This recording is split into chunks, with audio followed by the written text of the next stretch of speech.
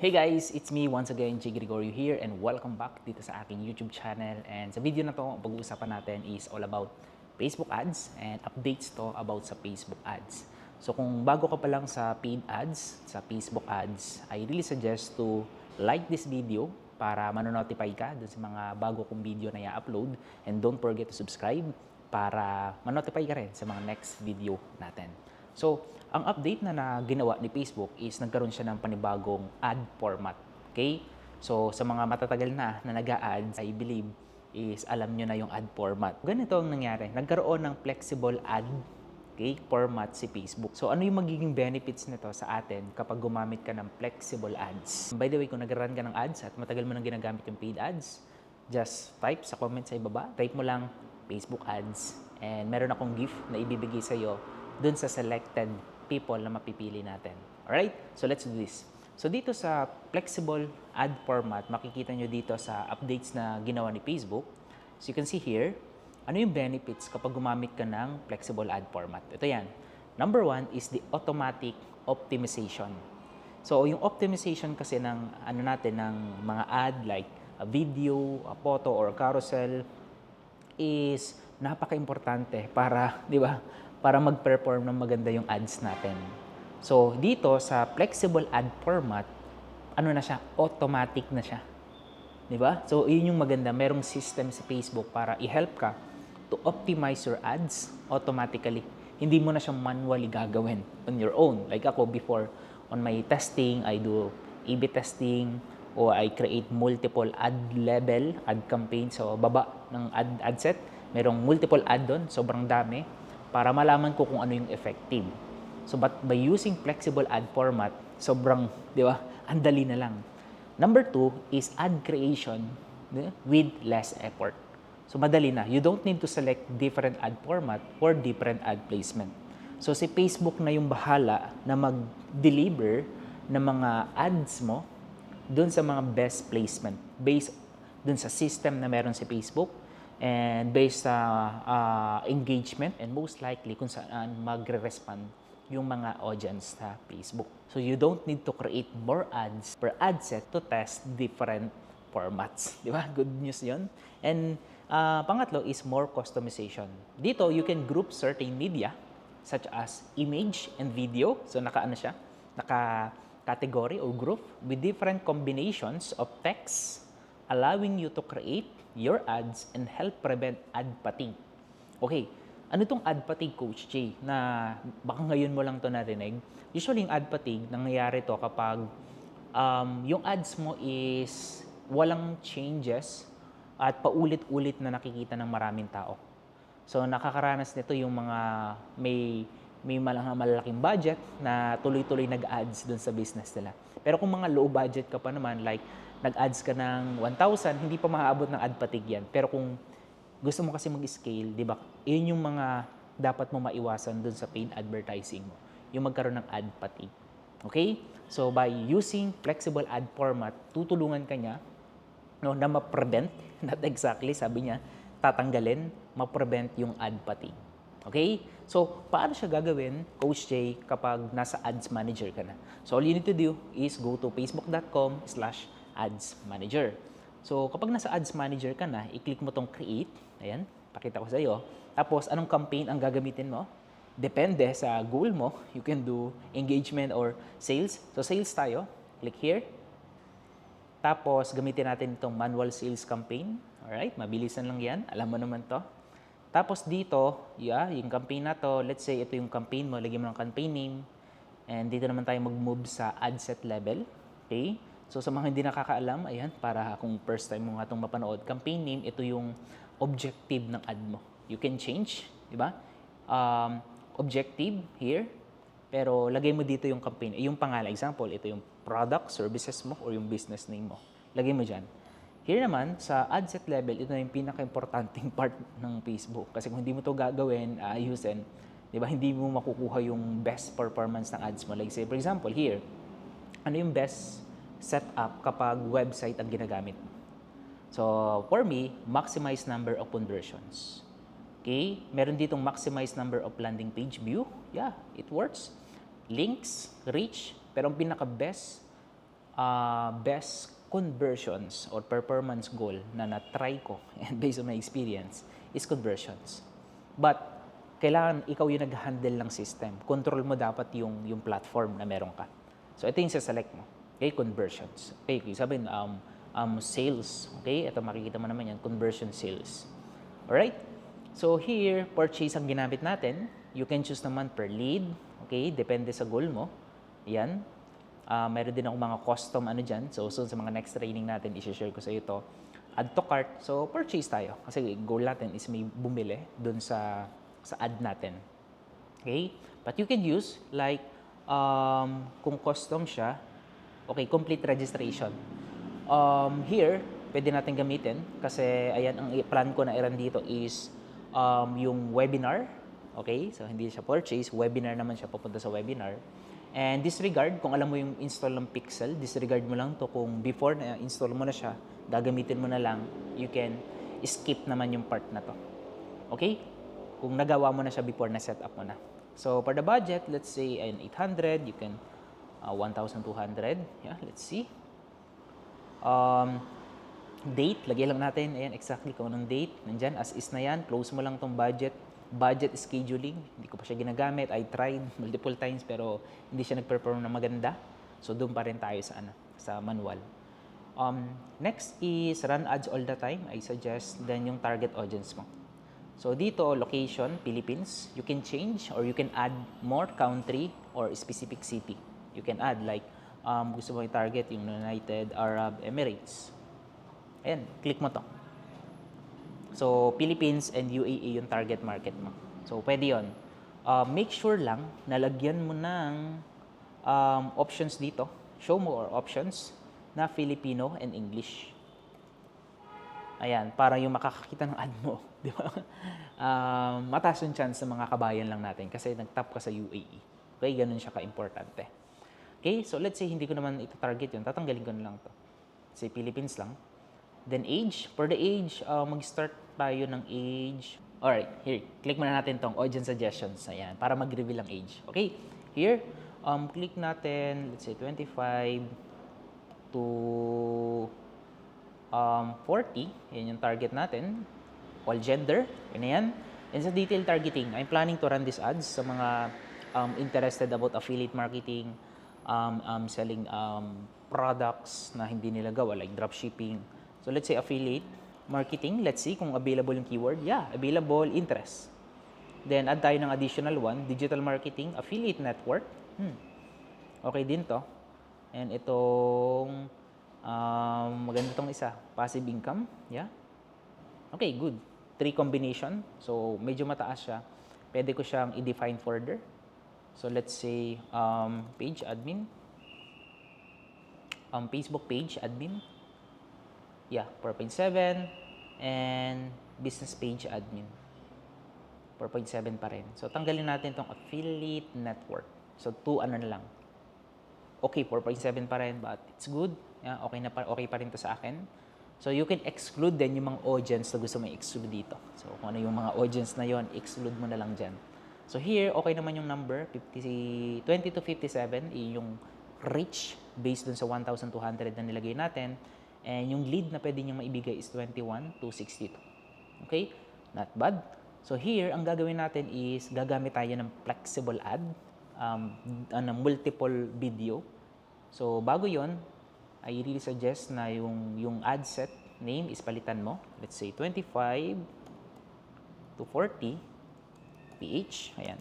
Ibig sabihin Philippine, yung market na yan. Yun lang naman yung keyword ko dyan. Ayan, para ma-identify mo siya. So, complete registration ang gagamitin natin. Alright, so dito yung mga ads ko before yan suggested, but no need na yan kasi gagawa tayo ng bago, flexible ad. I-click mo tong next. And then, here, flexible ad number 1. Kung magkikreate ka pa ng multiple flexible ad, you can add din dito sa part na to. But, parang not necessary na siya kasi flexible na yung ad mo. So, here, flexible ad number 1. Select mo yung page mo, kung anong page yan. Then, click here, create an ad, then click mo itong flexible. Ito, kita mo ba? Zoom natin. Nakalagay dito, will show your ad in the format we predict may perform the best. Click here. Ayan. Tapos, saka tayo ngayon mag-a-add ng media dito sa part na to.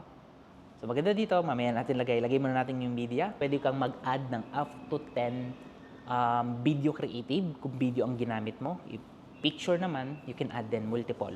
So, dito sa part na to, guys, ito. Let's say, isalay ko na lang yung mga before ko na nira na ads. Ayan. So, pwede kong gamitin. Ayan. So, here, makikita mo meron akong mga video dito. So, hindi lang mag-upload. Itong video ko na to, I'm planning sana to run a webinar. But para mas mabilis siya, pwede kong gamitin. So, tanggalin ko lang to. Mag-a-associate ako ng bago and then I'm using yung mga video ko before. Ayan, naka-filter naman siya na na video. Okay? Ayan, naka-filter siya.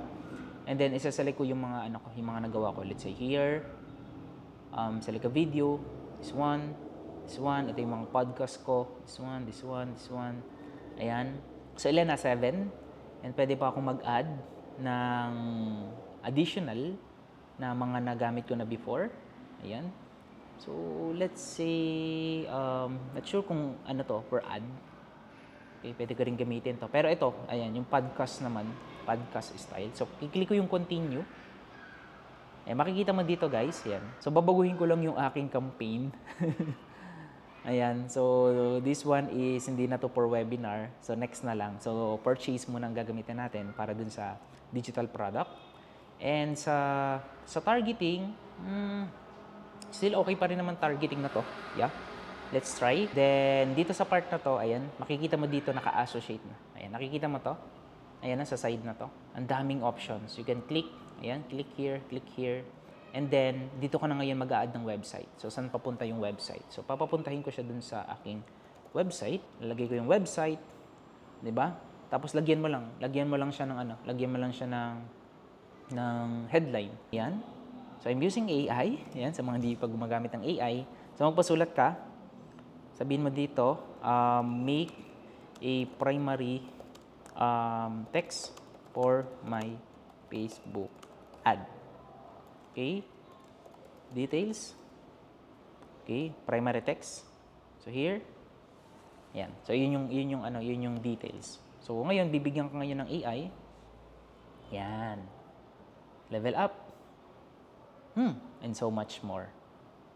Yeah, okay din naman to. Unlock your business for just no, hindi to. Get access to Negosyo Network and enjoy ganito. Ito okay to. Ayan. So here, pwede ko siyang gamitin. Then, pwede pa akong mag-add. Alright. Okay na to. Make it simple and make it short. Okay? Pero mas maganda, mas compelling. Designed about dun sa problem. Let's say, use AIDA. Okay? If you're familiar dyan, use AIDA is yung attention.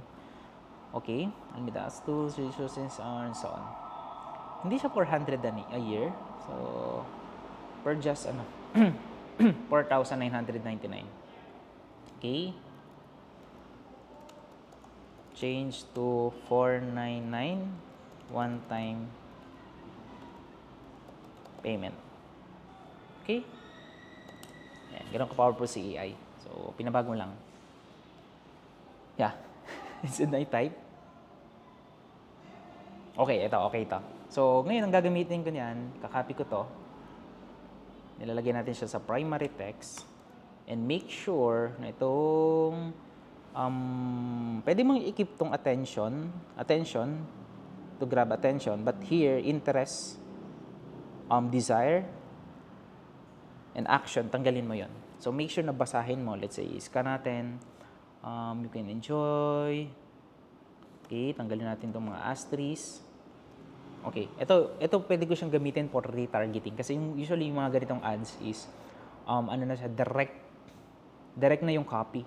But kung titignan mo, mix and match siya. Kasi gumamit ako ng value base dun sa, sa content.